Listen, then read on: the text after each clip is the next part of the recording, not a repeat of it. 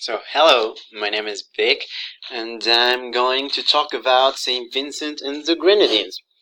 I decided to select this nation because I believe that a lot of the time we think about culture, we go abroad and go to China, India, France, major nations that everyone knows. But what about the little ones, the ones that still have a lot of cultural values and knowledge that can share with us, and we do not really see them because they're small. So I chose it because when I was checking the list, I obviously saw names that everyone knows: Australia, the United Nations, the United States, Canada. So I read the name and realized that I had no idea where it was. So that's why I chose it to share a nation that is small but has a lot of things to do, a lot of things to share. So an introduction to it. It's a Caribbean island, so it obviously has sea everywhere and sky everywhere. That's why the flag has a blue color here. Then the yellow one represents how happy and kind and warm people are in the island. The green represents flora and agriculture. And finally, here is a V made out of diamonds. The V is because Saint Vincent, and the diamonds because it represents how precious this island is for the Caribbean. It's a member of the Commonwealth, so the chief of state is Queen Elizabeth II. It's independent. Even though it's part of the Commonwealth, it's independent. So it has a prime minister who is Rolf E. Gonsalves, and people refer to him as Comrade Rolf. So the fact that people here called their prime minister Comrade Rolf represents how close and warm they are. The currency is the East Caribbean dollar. Geography. Here we can see the Greater Antilles. So Jamaica, Dominican Republic, Haiti, Cuba are here, and here are the Lesser Antilles. So here it is, St. Vincent and the Grenadines, here, and the islands over here. The capital is Kingstown. We should not confuse it with Kingston in Jamaica, so be careful with that. Kingstown. And the weather is really tropical, as you can see. What about the population? The population is 102,100 people. There's a huge percentage of African black. 20% is mixed. 3.6% is Carib or Garifuna. I'm going to talk about that later. It's Indian and European. And regarding religion, there are over 13 different religions here. 70% is Protestant, 7.5 is Roman, and 1.5 is Rastafarian. But I thought that it's incredible how this number of population can have over 13 different religions. The culture. It has this huge festival called the 9 Mornings Festival, which takes place 9 days before Christmas. So they go out to the streets, they dance, they go to the beach, they sing, they do activities outside. It's a huge party there. There are these things called the tea meetings. So they gather, they have tea obviously, and they share their experiences. They talk, they sing, they dance, they have comedy. Maybe nowadays they do have stand-up comedy as an important part of this. Sketches, a lot of cultural stuff here. They have ceramic. They have a lot of handcrafts. So ceramic is one of the main ones. It's related to women. And soca, reggae, and jump up are traditional music from the place. Reggae, especially from Jamaica, but it's still Caribbean music. And they are independent. Culturally, they're independent, or nowadays young people try to be independent, more individualistic, they seek for their economic independence, so they migrate to other places. So this stops families to be really extended. What about the history and how it relates to the UK? So first, at the beginning of time, there was this tribe called the Ziboni that lived in the island, but then they were displaced by the Arawak, who came from Venezuela. After that, Caribs did the same thing to the Arawak. Caribs came from South America, and this was before the discovery of the West Indies. Columbus, it was said that Columbus got there in 1498, but actually that's a myth. But even so, this represents that it has a lot of, well, obviously the West Indies or America changed after Columbus got here for the very first time, so you can see UK has a lot of things to do with how Columbus changed history. The Africans in the 17th century, Africans that had escaped from slavery or had shipwrecked, which is where you are in a boat and then it sinks, got to the island, and the Africans and the Caribs created a new culture called the Garifuna, or commonly known as the Black Caribs.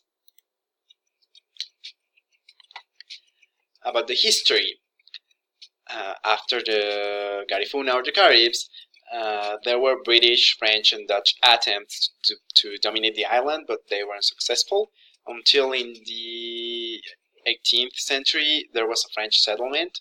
So it can be said that it was a French colony. But in 1763, the Treaty of Paris gave this territory to the UK. Again, in 1779, France tried to regain the territory, but in 1783, with the Treaty of Versailles, it became UK territory again. It wasn't up until the 1979 where they gained independence from the UK and became member of the Commonwealth. How it is connected to the UK? So, 2/3 of the Africans that got there because they had escaped from sugar plantations. In 1772-73, there was a resistance against UK domain. Again, in 1795-96, there was a second resistance where the Caribs were exiled from the island, and it stayed like that until 1930s. In the 30s, there were riots for representation. People here decided that they no longer wanted a monarchy and they wanted to be represented in the government. So in the 1969, it became an associated country to the UK, and in 1979 they became independent, but still they're part of the Commonwealth.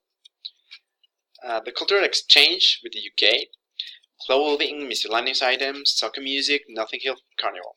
So the clothing, you can see this is part of the carnival.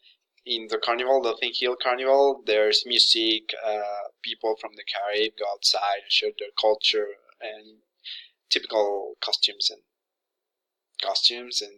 a lot of culture. The clothing, here the miscellaneous items, they sell these things, miscellaneous stuff.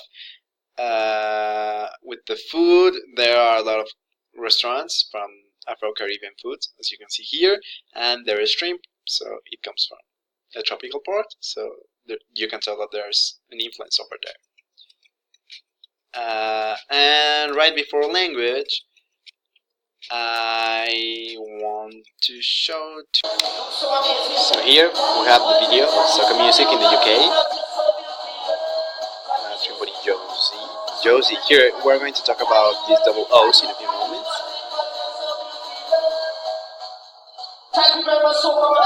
So obviously you can say that it's not maybe typical from the UK, but we live in America, so in the continent America, so we might know that it comes from Central America, the Caribbean, maybe because a lot of songs we listen to on clubs and similar places have a resemblance to it. Okay, so that's about music and the festival here in the UK. So now, The language. There are 3 different languages spoken here, which are English, Vincentian Creole English, and French Patois. English, well, I'm going to talk about that in another slide, but about the Vincentian Creole English.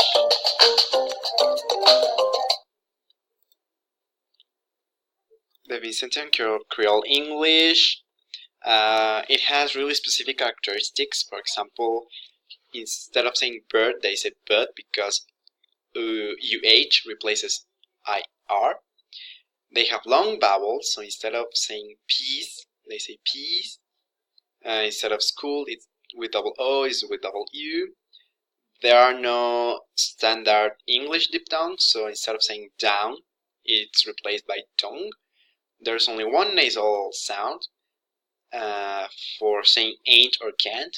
They use the word can, and ch and j are stronger, so you won't say chair, you'd say chair, and you won't say judge, you would say judge. So this is the double O from the Caribbean that I have just told you. Here we have examples about I, C, E, hard, hard. So here the diphthong, well, a long A has been replaced. Grieve, there's no diphthong here, so it's an I. Another one, nose, nose for news. Yo for yo, there's no diphthong again. The day, the diphthong has been erased. Does, the diphthong again. Shoo, na, long vowels. Now, language and politics. Officially, English is the official language, but a lot of people say that Patois is the national one, Patois with French roots, and also Creole is really common. A lot of people there speak Creole. Creole Vincentian Creole English. Here's a video of the singer if you want to check it out. Conclusions. Culturally and linguistically, it is really a really diverse nation. It was a territory from France, from the UK. Also, the Dutch wanted to take power over it. So it has a lot of culture, interculturality there, a lot of traditions, music, handcrafts. It's still related to the UK because of the Commonwealth, and also this island had a terrible catastrophe a few years ago with monsoons and hurricanes. So the UK actually helped the island. It has a lot of tourism, and the cultural exchange is more significant than I would have imagined. It was difficult for me to see from St. Vincent and the UK, but regarding Caribbean and the UK, you can see that they have a lot of music, dance, there's even one huge festival. So yeah, it represents a lot, even though it's a small country, not like the US, who was part of the UK, or India. Despite the size of the territory, there's still a huge influence in the UK, and also there's influence here, like the language from the UK. And the bibliography, the World Fact Book from the CIA, and others. If you want to check them out, then you can do it. Thank you very much for listening to the presentation. I hope you liked it, and any questions, please let me know them. Bye.